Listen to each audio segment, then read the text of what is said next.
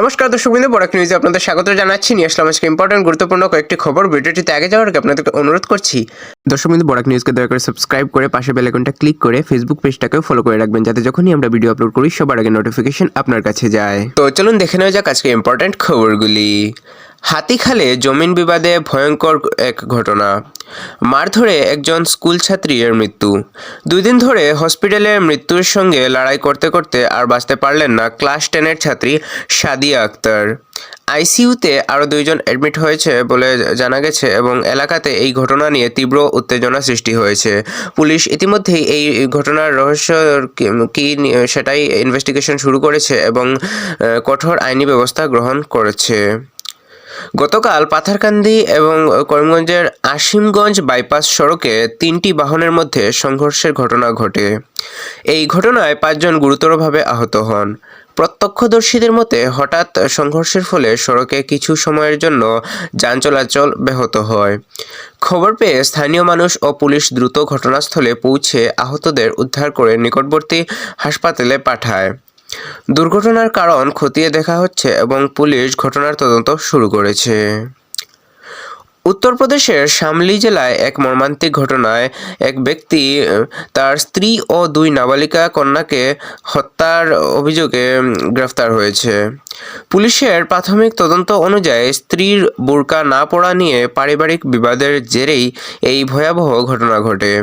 অভিযুক্ত প্রথমে স্ত্রীকে গুলি করে হত্যা করে এবং পরে 2 মেয়েকেও খুন করে নিজের বাড়ির ভেতর গর্ত খুঁড়ে 3 জনের মৃতদেহ পুঁতে রাখে।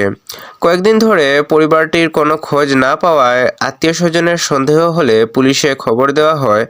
পরে পুলিশ তদন্ত করে মৃতদেহ উদ্ধার করে এবং অভিযুক্তকে গ্রেফতার করে।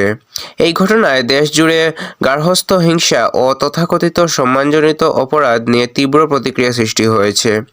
খুবই দুঃখজনক এবং খারাপ লাগার একটি ঘটনা দর্শকবৃন্দ। Immigrants expulsion from Assam act 1950-এর একটি দীর্ঘদিন নিষ্ক্রিয় ধারা প্রয়োগ করে আসাম সরকার 15 জন ব্যক্তিকে 24 ঘন্টার মধ্যে ভারত ত্যাগ করার নির্দেশ দিয়েছে। প্রশাসনের তরফে জানানো হয়েছে, যাচাই প্রক্রিয়ায় এই ব্যক্তিদের অবৈধ বিদেশি হিসেবে শনাক্ত করার পর এই কড়া পদক্ষেপ নেওয়া হয়েছে। সংশ্লিষ্টদের কাছে নোটিশ জারি করে সতর্ক করা হয়েছে যে নির্দিষ্ট সময়ের মধ্যে নির্দেশ মানা না হলে কঠোর আইনানুগ ব্যবস্থা নেওয়া হবে। এই ঘটনায় ফের একবার আসামে অবৈধ অনুপ্রবেশ ইস্যু ও পুরনো আইনের প্রয়োগ নিয়ে আলোচনা শুরু হয়েছে। ভারতের প্রধানমন্ত্রী নরেন্দ্র মোদী আসামে একটি নতুন বিমানবন্দর টার্মিনালের উদ্বোধন করবেন এবং রাজ্যের একাধিক গুরুত্বপূর্ণ উন্নয়ন প্রকল্প জাতির উদ্দেশ্যে উৎসর্গ করবেন। সরকারি সূত্রে জানা গেছে, এই উদ্যোগের লক্ষ্য রাজ্যের পরিকাঠামোগত উন্নয়ন জোরদার করা, যোগাযোগ ব্যবস্থা উন্নত করা এবং অর্থনৈতিক কর্মকাণ্ডে গতি আনা। নতুন টার্মিনাল চালু হলে যাত্রী পরিষেবার মান উন্নত হবে এবং আসাম সহ উত্তর পূর্বাঞ্চলের সঙ্গে দেশের অন্যান্য অংশের সংযোগ আরও সুদৃঢ় হবে। পাশাপাশি বিভিন্ন উন্নয়নমূলক প্রকল্প উদ্বোধনের মাধ্যমে রাজ্যের কর্মসংস্থান ও সামগ্রিক উন্নয়নের নতুন সুযোগ সৃষ্টি হবে বলে আশা করা হচ্ছে। আসাম এনআরসি নোটিশপ্রাপ্ত কুচবিহারের 5 জন বাসিন্দার নাম খসড়া এসআইআর তালিকায় অন্তর্ভুক্ত হয়েছে। প্রশাসনিক সূত্রে জানা গেছে, এই 5 জনকে আগে আসাম এনআরসি সংক্রান্ত নোটিশ পাঠানো হলেও যাচাই বাছাইয়ের পর তাদের নাম খসড়া সিটিজেনশিপ বা স্পেশাল ইনক্লুশন রিপোর্ট এসআইআর তালিকায় স্থান পেয়েছে। এর ফলে তাদের নাগরিকত্ব সংক্রান্ত জটিলতা আপাতত অনেকটাই কমেছে বলে মনে করা হচ্ছে।